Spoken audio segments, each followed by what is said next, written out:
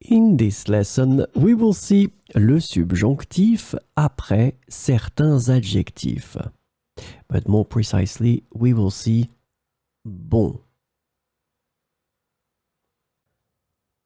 The important thing that we need to remember is that we will structure our sentence in such a way. We will start with il est. Remember that in that case, il will stand for it and not for he. Then we will put the adjective, then que, and after all that, we will introduce the subjunctive. So it means that the verbs that will come after the structure will be in the subjunctive. So this lesson is about bon. The adjective bon can be translated into various ways in English, including good, positive, beneficial, or favorable. So we'll have a look at examples with bon.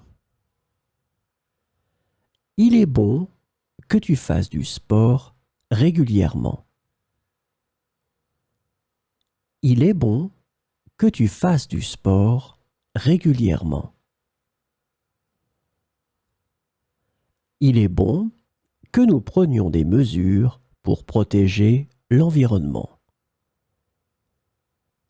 Il est bon que nous prenions des mesures pour protéger l'environnement.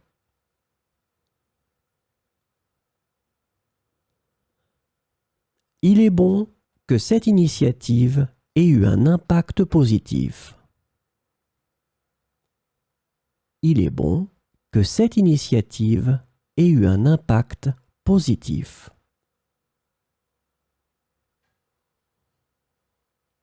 Il est bon que vous ayez accepté de participer à cette activité.